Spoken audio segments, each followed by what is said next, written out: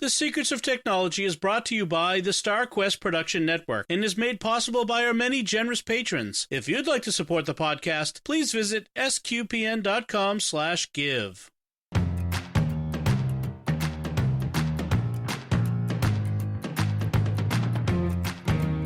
Hi, I'm Dom Bettinelli, and you're listening to The Secrets of Technology, where we discuss the technology news that's important to you from a uniquely Catholic point of view. And joining me today on the panel are Joanne Mercier. Hey, Joanne.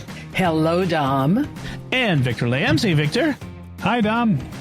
So sometimes it's hard to decide what we're going to talk about each week. What next week, after we finish the recording, and then it's like, all right, folks, what are we going to talk about next week? This one was easy.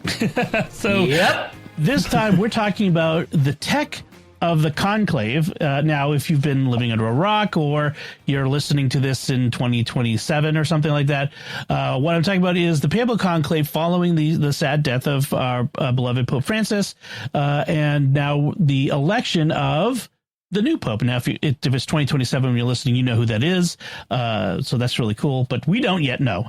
And so we want to talk about the tech surrounding the conclave, not just the security of the event itself, how they do it, but also the communications and the logistics surrounding it. So we're going to get into all of that today. But I thought we should start with a brief explanation of what a conclave is, because it only happens every once in a blue moon. And so there's probably some people out there who don't know.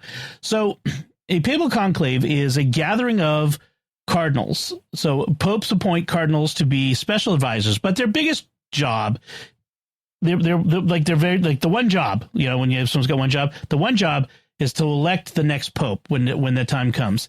And the College of Cardinals will have a number, usually like it's set by law. The Pope sets it at 120, but he often appoints more so that as time goes on and the guys age out or die, you still you have at least 120 guys available to vote. That number has varied over the years. In fact, I think as recently as John Paul II, it was 117. Yes. that number can vary. Right now, there's 135 guys under the age of 80, and that's another thing that's relatively new, is they only let guys under the age of 80 vote. There was an incident, I think, with either Paul VI or John the 23rd. It's a sort of a urban legend, not Pope Urban, the urban legend, that there was a quite elderly cardinal who may or may not have had dementia, who didn't really know what was going on and didn't know what to write down on what do they want me to write on this? He says in Italian, probably. And the cardinal next to him just says, just write down Montini. Assuming it was Paul VI, in which case that cardinal got 2 votes for Pope Paul. if that's true. So given that, they've decided to limit it to guys under 80. Now, I've seen in news reporters kind of talk about, well, this process has been honed over 2 millennia. Like they've been doing these votings for 2,000 years. Actually, the College of Cardinals voting for popes is a relatively new phenomenon. It's a few hundred years. Popes have been selected all kinds of ways. The first pope was selected by God. That was Peter. Of course. But they've been appointed by kings and emperors. They've been installed by uncle bishops. This guy's his uncle is a bishop and says, you're the next bishop of Rome. Famously, Pope Gregory the Great, 7th, something, I forget which one, was declared by the people of Rome to be their next bishop. They just, at the funeral of the previous bishop, they all surged forward, grabbed him, and carried him off and sat him in the throne. And you're the next pope. So it can happen all kinds of ways.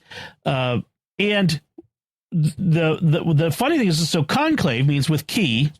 And we got this thing where they lock them in the Sistine Chapel. It used to be they're locked in there and they stay there. They get their meals there. They sleep there. Now they let them go and stay in the Santa Marta guest house every night.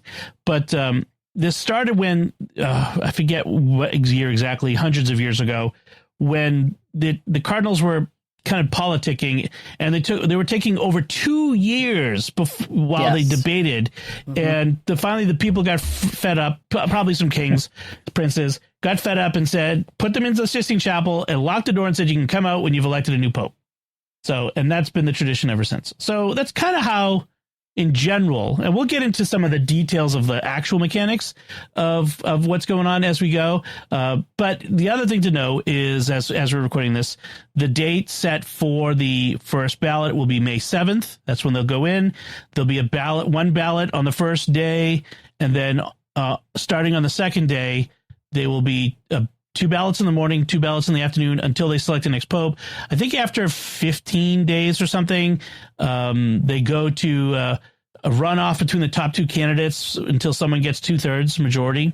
I think that's how it is, but it'll never get that far.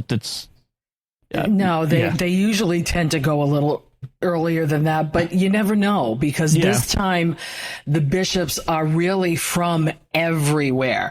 It isn't like we have a token few from Asia, a token few. We've got I hate to say, Francis stacked the deck. And he did. He made sure that it is a worldwide conclave. Right. It's going to be interesting. Yeah, the largest group are Italians. The next largest groups are, I think, Brazil and the U.S., if I recall correctly. Africa, I think, is over the U.S. Well, I think they have Africa's 17. a continent. Africa's Okay. Yeah, I mean, then you're looking at North America was Latin America, right. But you could divide it up in different ways. But yeah, you're right. They're from everywhere, from Haiti, from Cape Verde, from Myanmar, Mongolia. Melbourne, Australia. The Catholics of Oz have their Ukrainian network out there. And there is one cardinal who is not a bishop. Which one is that? And that is Timothy Ratcliffe, the Dominican from England. He is 79 and not a bishop. And he's an elector? Yes, he is. Now, there are 2 who won't be going in due to they're not present due to health. And then Cardinal Becciu. There's your intrigue. Yeah, got convicted of a financial crime, had his rights as a cardinal stripped from him. So he's not going in. So we have this ancient tradition, of electing popes, or, certainly an old, and even just the way they do it is still kind of old, paper ballots and all that sort of thing.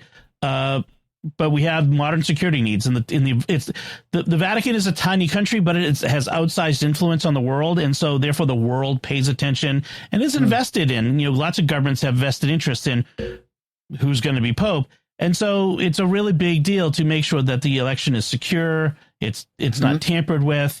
And then of course you got news agencies who want to find out ahead of everybody else who the next pope is. Back in 2005, a German cardinal texted out that Ratzinger was elected to a German news agency from inside the Sistine Chapel. So that's bad. Yeah. So that's a no-no.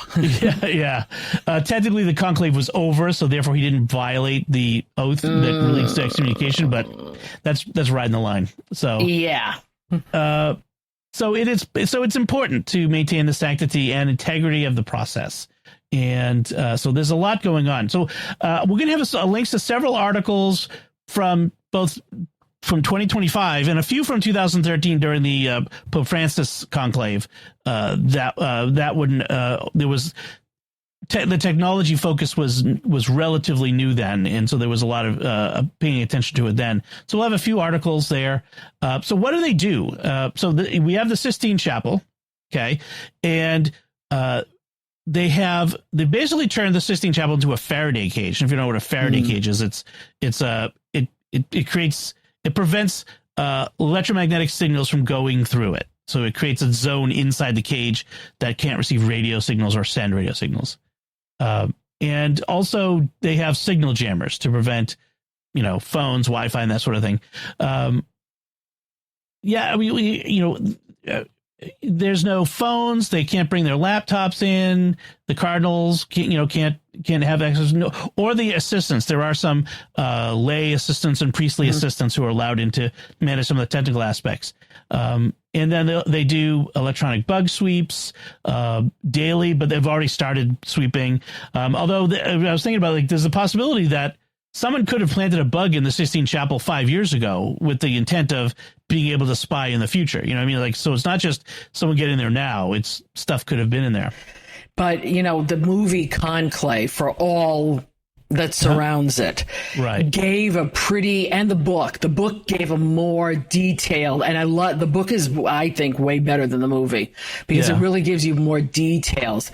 This author really researched, you know, conclaves and what goes into it, but they give you a pretty decent portrayal of what happens. Maybe not the, you know, not the cages going over the windows, but you know, how they go through and take care, you know, try to take care of everything. You can't bring things in. You're only given pieces of paper in which to write names. You get a diary to write in. That's, you know, a prayer book. That's all you get when you go in there. Mm-hmm. Yeah, they do cover the windows with opaque material, both in the Sistine Chapel, but also in the Casa Santa Marta where they're staying, to prevent people from, you know, using cameras to look through the windows and read lips. And they probably have anti-laser jamming technology too on the windows. Their spy agencies are able to read the vibrations of panes of glass. Oh, jeez. And then interpret that from the spoken word going on inside. Now, if there's lots and lots of people talking at once, probably not. But if there's like one or two people talking, they can read that. So they're probably doing something along those lines as well to prevent eavesdropping. And so one of the articles they did mention, and this is kind of interesting take. You know, the security isn't, you know, maybe as tight as it could be.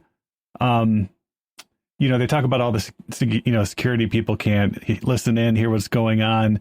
I don't know what benefit there would be, you know, just putting this out there, what benefit there would be if, you know, people could hear what was going on inside. I mean, it's supposed to be a secret process, right? But it's not like there's secret product plans or anything that would move markets. The stakes, you know, from a global perspective are relatively low. I think it's not like there's battle plans or, you know, I think part of it is they want the cardinals to be able to speak candidly. If they know that the world is listening, if what they say might be published, I mean, because a lot of cardinals, let's face it, they're kind of politicians too. They care about what's, you know, they're very careful in what they say. Well, like some politicians care about they're very careful about what they say in public. And I think that's part of it. I think they want to be able to have candid, blunt conversations together that aren't public. And I think they also want to, I think there's a measure of the sanctity of the process, the privacy involved in this. It's in a way, kind of an intimate affair of the church. Like this, to select our new pope is a very important and intimate thing for the church and for the cardinals. And you know, especially for the poor guy who gets elected, because honestly, I have sympathy for anyone who gets elected to this office because it is not the best job.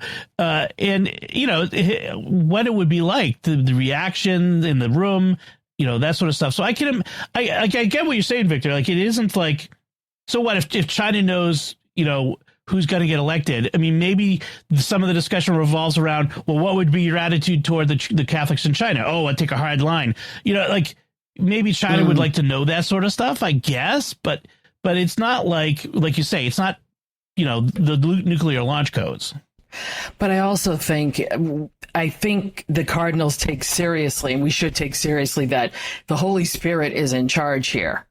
You know, the Holy Spirit needs to reveal who the Pope is to the cardinals. Yeah. So we're talking, you need to be in a place where you don't have the distractions of the outside world, and you also don't have the fear or the anxiousness of having the outside world hear what you're doing. It's not to be secret and to be, you know, all, you know, covert about things. It's to allow the Spirit to move. And if you're doing that while you're thinking, you know, the world is watching me, it's not going to work out the same way. I want to I agree with you. I want to nuance something you said, which is, or just to clarify for folks, something Pope Benedict said is that the Holy Spirit does not pick the Pope.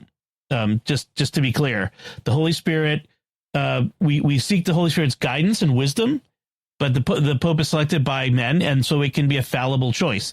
As we have seen throughout the millennia. This is true. This is true. There have been bad popes. Alexander the Sixth, anyone? Yeah. Or the time we had 3 popes at once. Yeah, during Avignon. Yes. Yeah, and that sort of thing. So, but your greater point is true, which is you leave room for the Holy Spirit to work in the silence and in the separation. It's like a retreat in a sense. You want to be able to retreat from the world and know that you've retreated. So one of the things that was interesting, and I think one of you put this in the show notes, is during the Pope's funeral, there were a lot of to do over the Italian, I think it was Italian military providing security, who are carrying some pretty wild futuristic weapons. Yeah, people posted it pictures and said, like, are they there to bust ghosts or something, because they looked like proton packs and neutronowans. Oh. And apparently they were they're anti-drone or radio signal jammers that you would need to attack a wireless drone. Of course, those aren't effective if your drone is controlled via a hard wire, but presumably they wouldn't let any trucks or control vehicles get that close anyways. But for such a big event with so many world leaders there were, as far as we're aware, there was no security events or threats at all, which is really amazing in this day and age. And it was interesting seeing footage, because I went back to see the footage of both Benedict's and John Paul II's funeral as opposed to Francis. And even the seating arrangements are so different from, 2005 to 2 years ago to this year. Just the way they put people and where and how many people they had in there. Mm-hmm. So they were really concerned with security and something possibly going on. Right. I don't know if they had any chatter, or because chatter will come up at this when stuff like this happens. But even my girlfriend said there wasn't as many folks in the plaza that she normally would see at something like that. I think it's also possible that Italians especially, were preparing to line the route, because popes have usually are buried in St. Peter's, but in this case, they were going to carry his body to St. Mary Major Basilica. And so, if you saw that, the streets were filled with people between there. And so I think that might have also been part of it too. But yeah, the security measures they were taking, the anti-drone weapons, there probably were some crowd control weapons in there, some non-lethal crowd control weapons and stuff. Yeah, it was pretty fascinating to see. Just even if you go to Rome on a regular day, you go to see the Vatican on a regular day, you see they always have the Italian military security, the Carabinieri, which is the national police, and then you have the Vatican gendarmes, which is the Vatican police, and then the Swiss Guard. And the Swiss Guard don't count them out because they wear colorful, puffy uniforms and ancient weapons. Those guys, when they're not wearing that, are wearing camo and carrying some heavy duty modern weaponry. And they're no joke. They're real soldiers. I know one or two former Swiss Guards, and they're no joke. They know what they're doing. They can hurt you. Oh yeah, they're like warrior monks though, because they're also very often very deeply spiritual. At least by the time at the end of their term, that being so close to so many holy men, John Paul, Francis, Benedict. I've known more than a few who have had significant conversion experiences through their service. So it's a pretty remarkable thing. So we have a couple articles. I don't know if you guys read the Foreign Policy article, Foreign Policy Magazine article. It was kind of odd in a way. The tone of the article. I'm trying to see where I put that. It was, let's see, that's Wired. It talks about the secrecy being antiquated and out of step with the modern world when transparency is to be valued. It all sounds a little outdated, is like he says it in it. I just thought it was a weird approach to it because, secret ballots, secret voting, like how is that outdated? Like keeping an election secret is pretty, modern tech is modern, not ancient. Yeah, really. Well, I think it's mainly, I mean, from accountability and transparency, which, generally we tend to value. If you have elected representatives, right, you want to know on record how they voted, right? Yeah. You wouldn't want secret ballots in Congress, or, you want to be able to hold at least the elected, these people.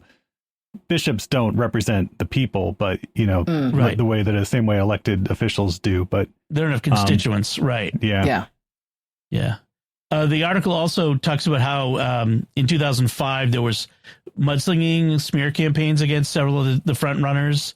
A rumor, whisper campaigns, and it's funny. Again, this article was written before Pope Francis was elected. And it brought up the rumors about Cardinal Bergoglio, who was unacceptably close to the military junta in the 1970s in Argentina, and fellow Jesuits who knew him back when he was the provincial of the order claimed he never smiled. Can you imagine Pope Francis never smiled? Come on. Boy, was that intel bad. Yeah. That was really silly. Well, I think that the way a papal election is run is probably the most, I mean, we talk about, making sure votes count, and especially in America, is our vote secure? This is probably the most secure way of doing it. And yes, it's a secret ballot, but it has to be done a certain way, in a certain order. And if it isn't, and they count everything, and if there were more ballots than not, it goes again. Let's go through the way that they do it. So each cardinal, they're issued pieces of paper, official ballots, and on it is inscribed "Eligo in sumum pontificium," I elect a supreme pontiff, and they're instructed to write a name it's funny, in scripta, so as it cannot be identified as you. So try to make it as non-identifying as possible. Then they're to fold it lengthwise and then hold it above their head, and then the 3 cardinals will be selected at random as the scrutineers for each ballot, and so their job is to conduct it. It's random, in each time it's a different set. So there's a bit of security there. They come, they collect them, they put them all in a big chalice on the altar with a paten over it, which is symbolic, and then they sit down, and then one of the scrutineers will take each ballot one at a time from the one chalice and move it to another, counting them, and so they have to come up with the right number. If they come up with the wrong number, they have to do it all again. Those ballots have to be burned, and they have to vote again. Then they go through again, and then they read off the name. Each scrutineer reads the name and records it, and then they put it down. And there's even rules for what happens if if there's 2 ballots that are stuck together, as if they were folded together. Well, if they're the same name, then they count as one ballot, one vote. But if they're 2 different names, then both are destroyed. There's all these rules and thought that goes into it. And so then at the end, if they've got the right number of ballots and they have a result, they and if someone gets if there's no one that gets 2/3 plus 1, I think is the rule. Yeah. Then they burn the ballots, and there's a special furnace that they put inside there in the Sistine Chapel. It looks like a Dalek. If you ever see the pictures, pontificate.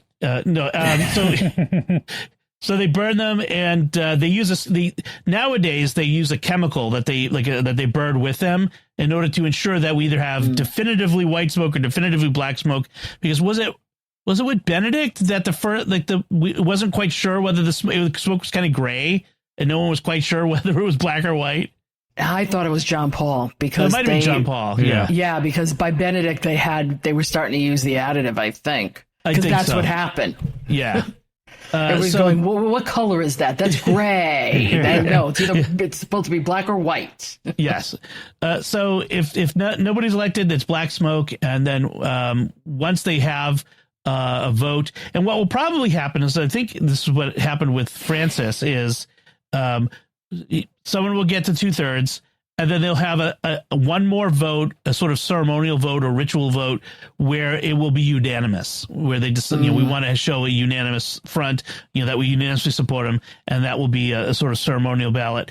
And then they will burn that with a different chemical that will make white smoke, and the white smoke comes out of the Sistine Chapel chimney, and then the Camerlengo, the cardinal who's kind of running things inside there, will come out onto the balcony and announce "Habemus Papam," and then we'll get the name later. Yes, and the Camerlengo is an American, believe it, Irish-born American. Yes, although he's over 80, so he's right, because he's not. He can vote. Who's the one who's over 80 that can't? Cardinal O'Malley. He can't vote. Ray. Giovanni Battista Ray, the dean of the college. He's 91. Right. So there's ranking within the cardinals, like they have ranks among themselves. And so the dean or the senior member himself cannot go into the conclave. So all the guys over the age of 80, they're all probably sitting at Casa Santa Marta having, Cappuccino. Yeah. I was going to say or martini, but whatever. They're celebrating that they don't have to worry. Although it's not impossible that they could elect someone who's not inside the room. That's what I've been thinking this time around. Okay, I want to give you my papal election hat punditry. So they're kind of looking for a guy who knows his way around the Roman Curia, right? A guy who's got a good record on the abuse crisis, a guy who speaks a bunch of languages, a guy who's probably older and is not going to they elected Francis expecting the guy with one lung who's in his mid to late 70s isn't going to last very long, and he ended up lasting for a long time. 12 years, right? Yeah. So they're like, maybe we want somebody who isn't going to last very long, just to give us some time. I can't imagine them electing Cardinal Sean, because he also he apparently got votes at the last one. When he came out, when I was working for the Archdiocese of Boston at the time, when he came out, he kind of looked at my boss who was with him in Rome at the time and kind of went wide-eyed and kind of wiped his brow like that was close. I just escaped a bullet. Yeah. So he, that's my long shot prediction. Another thing I wanted to tell you all about is that the secrecy that's involved. The cardinals are not allowed to communicate to the world during the conclave, including when they're at the Casa Santa Marta, and that includes tweeting, posting to social media, all that stuff. They're off. Well, back in 2013, I was in charge of the Archdiocese of Boston's social media accounts, including Cardinal Sean. So I had access to manage it, and I was tweeting stuff out. It was crazy times, you might imagine. And I tweeted something out from Cardinal Sean's account, and I'm like, oh my gosh! And I'm like, delete. It's Twitter. I'm like, because my worst fear was that some news agency would pick it up and talk about how Cardinal Sean is tweeting from inside the conclave. Right. Like, no, it was automated. It was the dumb intern. Just right. It's always a dumb intern. Fire the intern. So that's just my little story of being involved in that. No, I go with you on that long shot just because of what you said, that they're looking for somebody who it's all going to depend. Right now, they're in general conference. So they're all talking right now about what they're looking for, including what the church the guys needs. Over the age of 82. Right. Yeah. So they're getting a good sense right now before they go into this. And that's why they're not talking to reporters who are trying to talk to them every time they're going to the hall. Yeah. They're like, no comment. Yeah, exactly. So when the time comes, like what's the best way to find out how, that there's a new pope? The Vatican press office has a website, vatican.va /news service. I'll put a link in the show notes, but it's a press office on the Vatican website. Probably not going to be the most timely, honestly. You're more likely to find out quickly on social media, on Instagram, on X. There's a couple of accounts. I know some people who are going to be in the square every day. A friend of the network, Mountain Buterac, who is on Instagram at Catholic Traveler, I think it is. I think so. I'll put it in the show notes. But he lives in Rome. He leads pilgrimages. And he's actually announced that he's going to be in the square every day for each of the the smoke coming up is scheduled, like it is, the morning and afternoon. So he'll be there. And so he'll be one of the first ones there, along with the 200,000 other people who will announce it. So, but X or Instagram are probably your best bets. Well, that's how I found out that Pope Francis had died, and our oldest son actually found out that Pope Francis had died by someone sharing memes on Discord.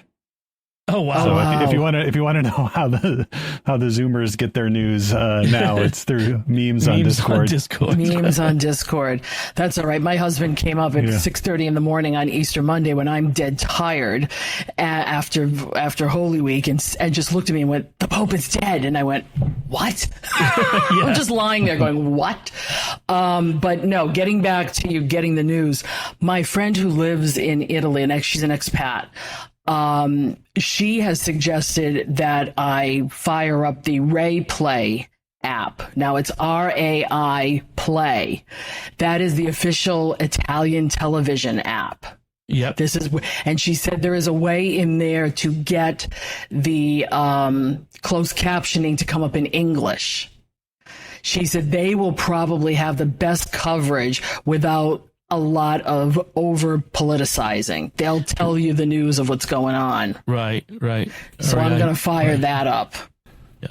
There's probably webcams that are going to be pointed at the chimney as well. One thing I did in 2013 was I used the Reminders app to set up a series of reminders at the particular time to check, like go check, it was my Habemus Papam ? Reminder. So the 2 times every day, which I think on the East Coast of the US is like, I have to look at 2 in the morning, I think, something like that. No, it's like 6:30 in the morning. Like, so like just around noon Roman time and and around, the end of the day, 6 o'clock Roman time. So like 3 or something Eastern time. Probably 2 in West Coast or something like that. But yeah, it's going to be early for us. The morning ballots will be early. Yeah.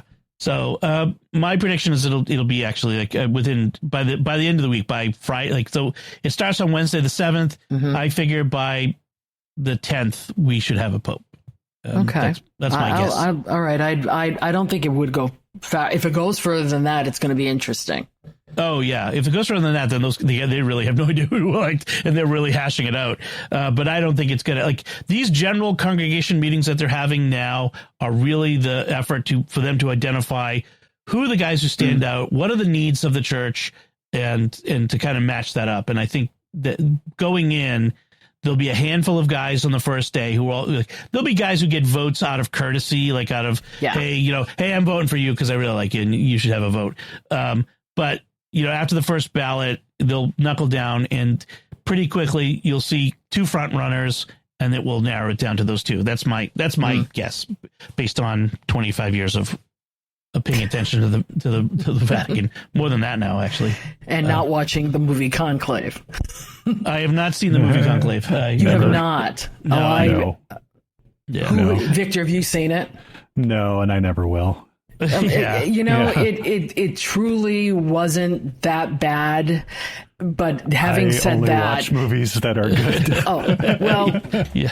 It's just the ending. I will say, without spoiler, I will just say they cheaped out on the ending. That's all I'll say. Yeah, but the book itself, and I listened to the book on Audible, it really does go into detail on how a conclave works, how they all get together, why people do it. I found that part of it very interesting. Right. When they got to the movie, they had to almost like flatten all of that to do something in 2 hours. Do they make it all into like politicking and very worldly? Not in the book so much. The book actually goes through what happens when the Pope dies. What are the official names of these things? What do we go into?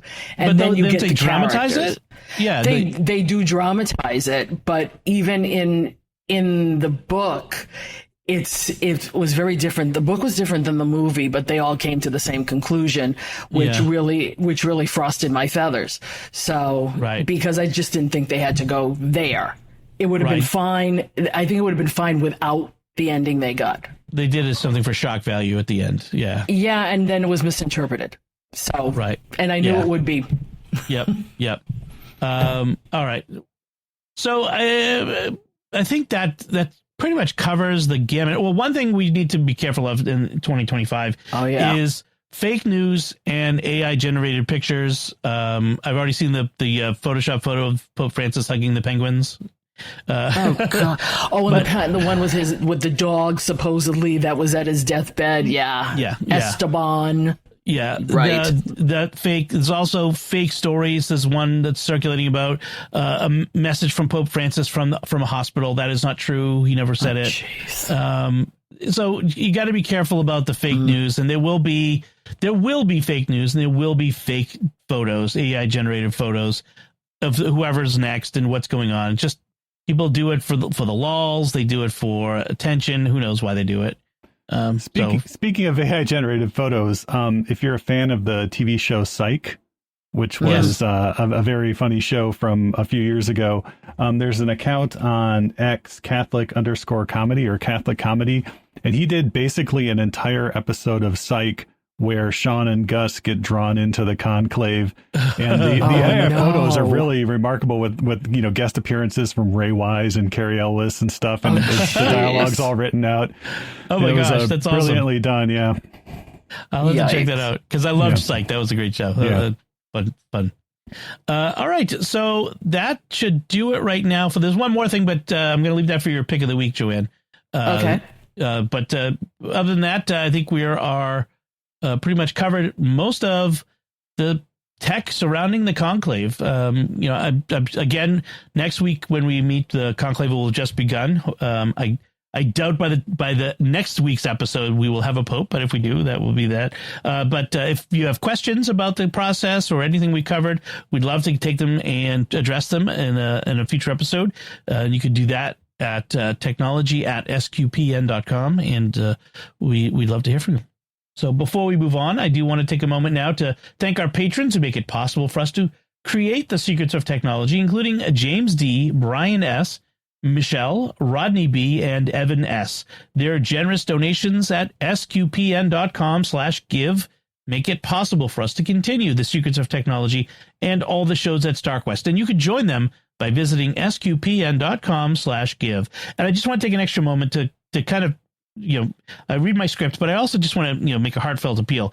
This really is a work of a nonprofit organization devoted to spreading the truth about technology and insights about technology from a Catholic perspective.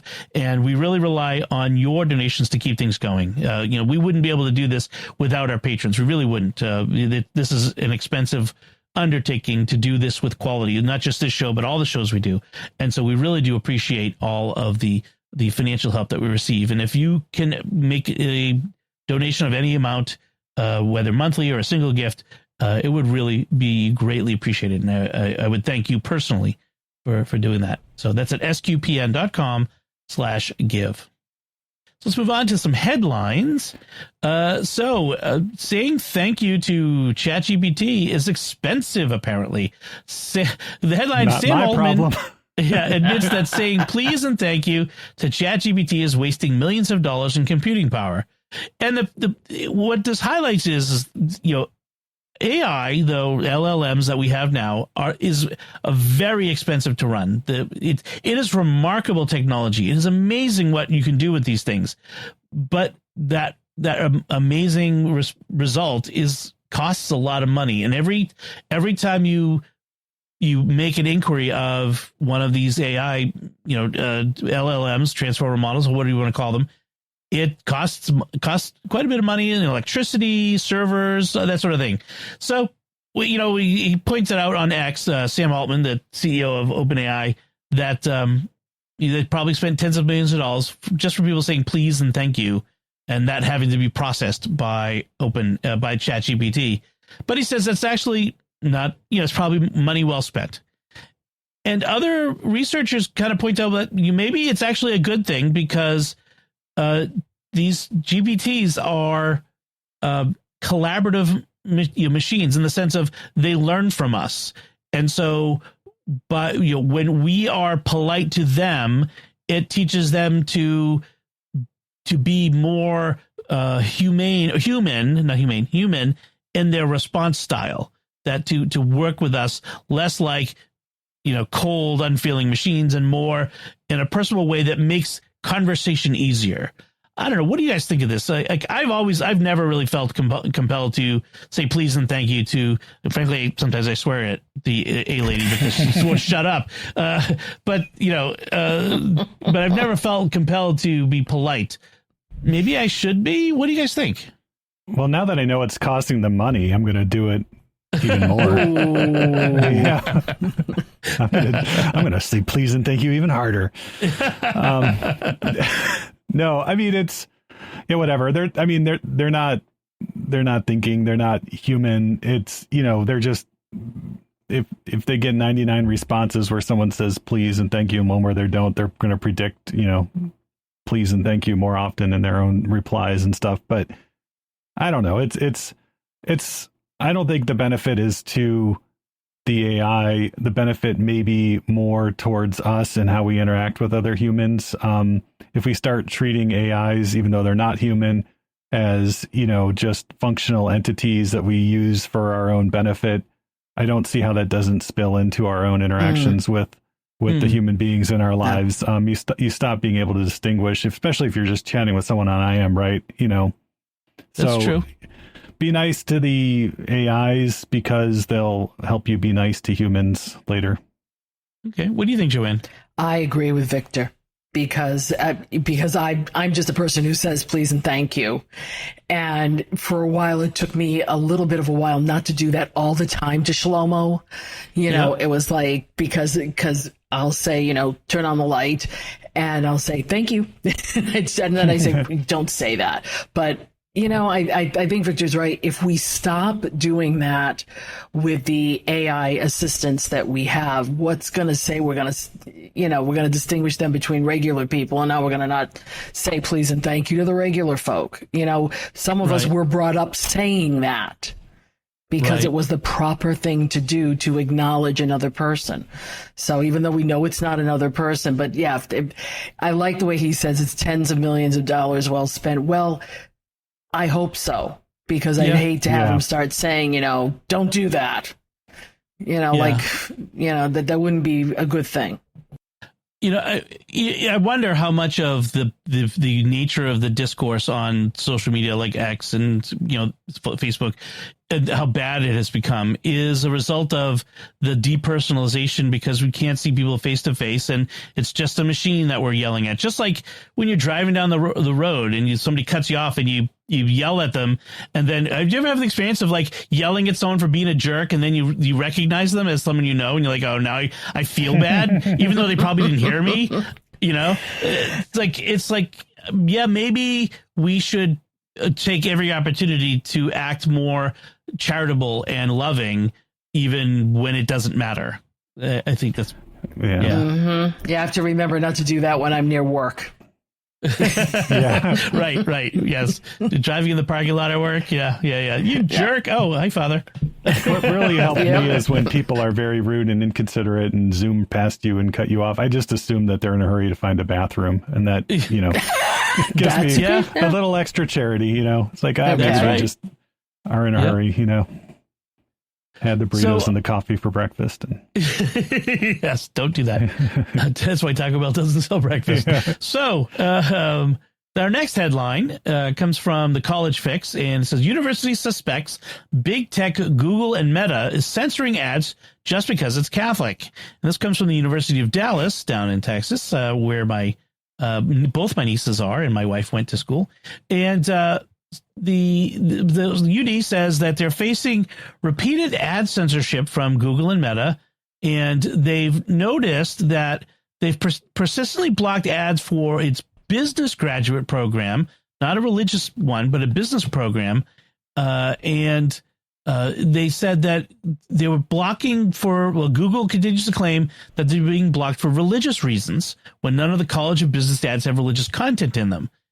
One of the things that's happened with both Facebook and Google that's relatively recent is that you can no longer, you're allowed to demographically target your ads. I want to advertise to Americans, men between the ages of such and such and such and such who have interest in football, like that sort of thing. You can really fine-tune targeting your ad, except you can't do that for religious beliefs anymore. You used to.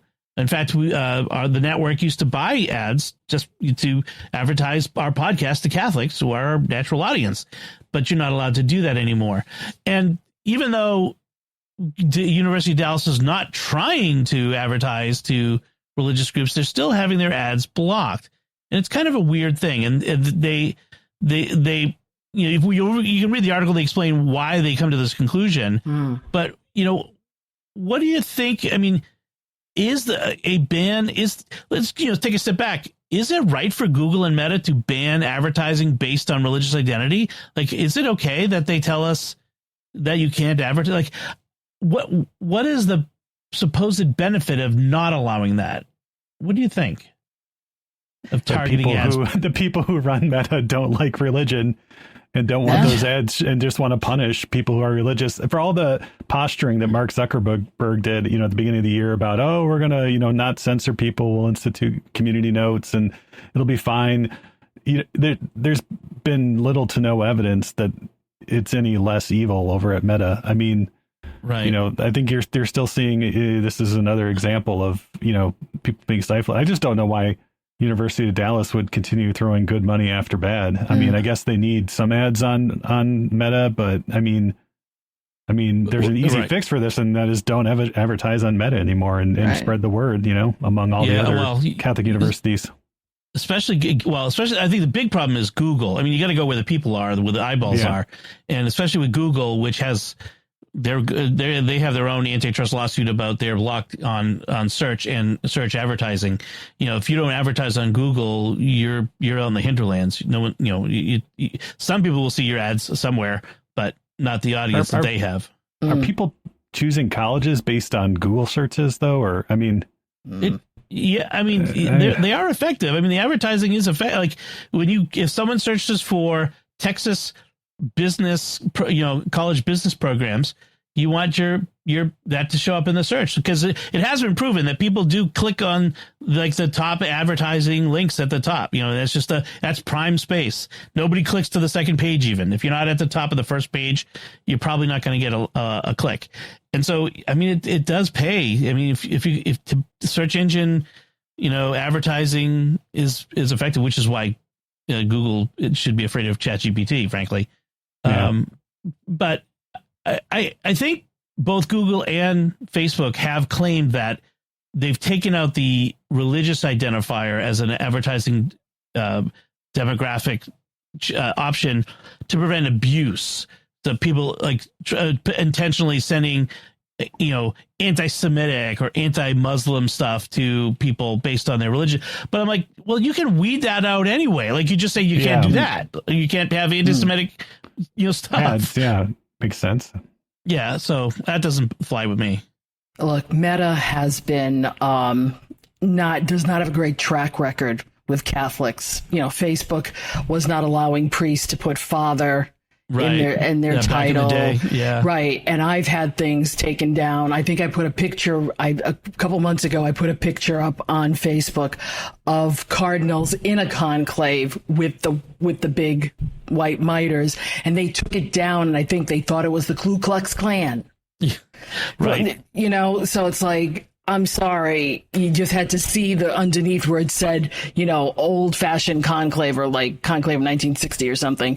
Right. They just don't, he has a problem, and I'm going to say it, Zuckerberg has a problem, and it gets reflected. And I don't know why people like the university think that that's going to change for them, or they believe him when he says now he's more tolerant and we're not going to do that. I still don't believe him. So. Right. Yeah, well, I don't know that they believe him, but it's really a strange. It's hard to say. Like, some of it's maybe political, anti-conservative, anti-pro-life. If you're, the University of Dallas is known for being an Orthodox school with a very strong Catholic identity, and maybe that's part of it. I don't know. I'd be curious what other Catholic colleges have experienced as well. So like CUA or something, you don't hear CUA doing this. Right. I don't know if this is a one-off or not. So it's kind of an interesting question. So, all right. Well, it'll be interesting to see. I would like to be able to advertise to Catholics on Facebook. I can't afford to throw our shows and spend hundreds of donor dollars at stuff that goes out to thousands of people who will only write abusive stuff in response and have no interest. Because that's what happens. All right. So those are our headlines this week. Let's move on to our picks of the week. Joanne, why don't you give us your pick this week? Well, my pick this week is very topic oriented, and it is a website called Adopt a Cardinal. And basically they've set up a website. It's at praycardinal.com. And it's to pray for the College of Cardinals. And when you adopt a cardinal, it's on one of those, random selectors, and you can adopt a cardinal. So, so first thing it tells you, I'm looking at it as I'm doing it. Please pick your favorite color to verify you're human. So they make sure you're human. And then my cardinal that I chose right now is Sturla, who is the Archbishop of Montevideo. In Uruguay. Mm-hmm. And once you adopt him, you are to pray for him and for guidance, as he goes into the College of Cardinals. The good thing is they also tell you a little bit about him, where's he from, what's he been about. And this is a good way to, if you're not going to adopt and pray for them, at least to get to know them. Because, there's 35 electors, and it'd be good to know who they are. Not just be surprised when they come up on the balcony and you go, what's the guy's name? I like mine. It's Cardinal Stephen Amula, the Archbishop of Juba in South Sudan, which is really cool. Ooh. Yeah. See, and they've got, if you go to statistics, then it also says why adopted, and they also give you a conclave timeline. Of everything that's happening, and there's a prayer guide and, actual prayers for the complete College of Cardinals or for your adopted cardinal. So it's not a bad thing to assist one in praying for these men who are going to be electing our next pope. I'm not going to have Cardinal Mula showing up at my front door with a little suitcase like, you have adopted me now.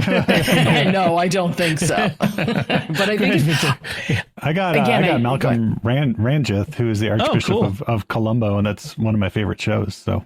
I just think this is one of those places that's going to be around just for a while, but I think it fills a need and it has a service. Do we know who's we do not. I've been looking. I do not. I've been looking and I cannot find any identifying information. If you do who is search, it just says it's, Cloudflare. So I think ideally it's the best case scenarios. It's some interested coder who wanted to set something up, on a weekend project. I don't think there's anything nefarious. I don't see any nefarious intent behind the site at all, but I don't at all. Yeah. I know that my husband's office has been adopting them and, tweeting about it. And he's like, what are they doing? No, it's actually, again, I don't see any way that this could really be abused. There's nothing about it there's a way to put your name on a mailing list for future prayer initiatives, but they're not asking for money, and everything seems on the up and up. So it's pretty good. And you can lie about what your favorite color is when that's asked true. To. They give you three choices. You don't have to give them your favorite color. You just got to pick one. Yeah. Excellent. Very good. Thank you. And Victor, what's your pick this week? Oh, yeah. So picture this. You're a cardinal in the College of Cardinals, and you're in the Sistine Chapel trying to elect the new pope. Suddenly the lights go out, and it's pitch black in there. And you really want to look at some, Michelangelo art. What do? Well, you're going to need a flashlight. And this is not the first flashlight I've talked about in my tech pick, but I really, really like this one. It's the Wubin, WUBEN G5. And it is unlike any other flashlight you've probably seen. It's about the size and shape of a Zippo lighter, a little bit lighter. It's rechargeable with USB-C battery, but it has a couple really neat features on it. First is that, it has a magnet base so you can stick it to things. It has a clip, and the clip rotates so you can put it on your pocket or on your cap. But even more importantly, the actual head of the flashlight rotates 180 degrees. So no matter where you clip it, if you clip it on your shirt pocket, it can be facing forward. If you need to, stick the magnet on something and you need to shine the light at a certain angle, you can rotate it. The other really neat feature is it has one white LED, but then also one RGB LED.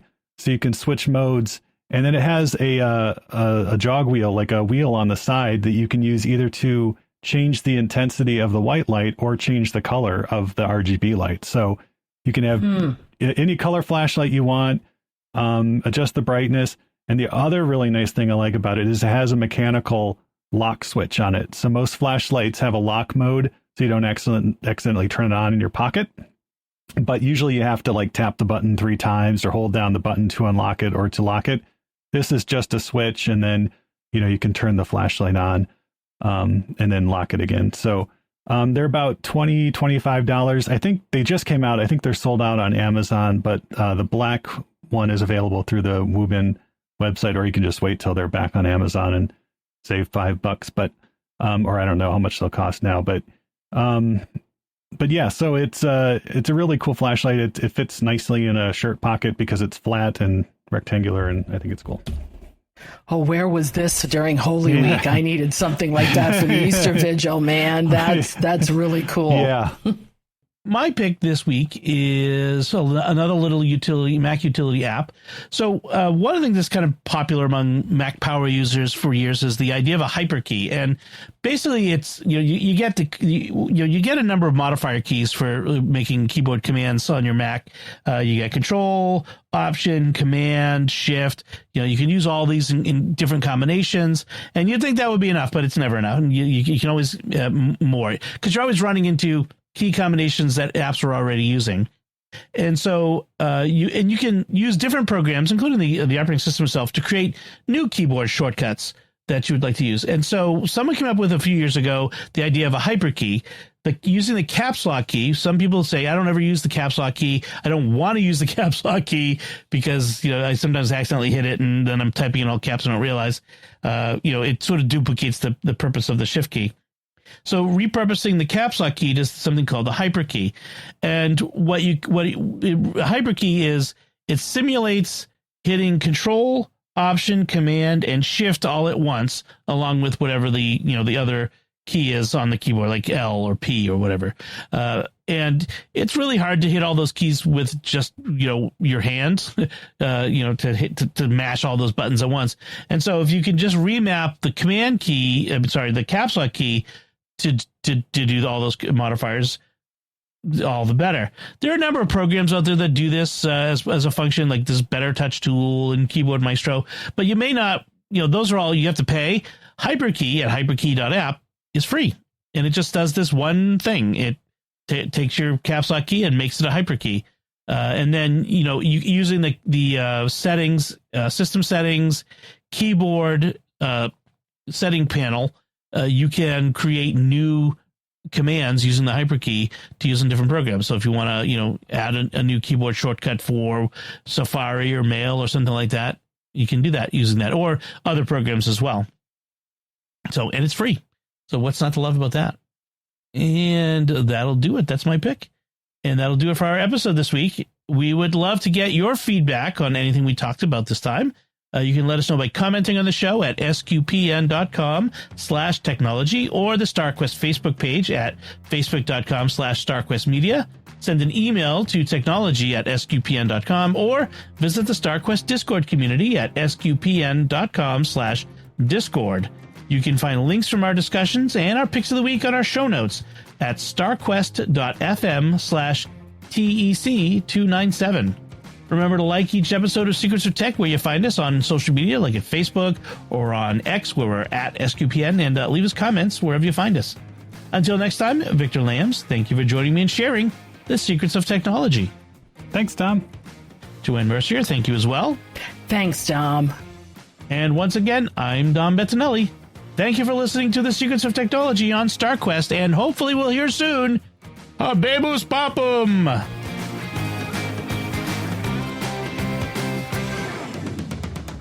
Here's another show on the StarQuest Network you're sure to enjoy, The Catholics of Oz. Find it wherever fine podcasts are found, or at sqpn.com/Oz.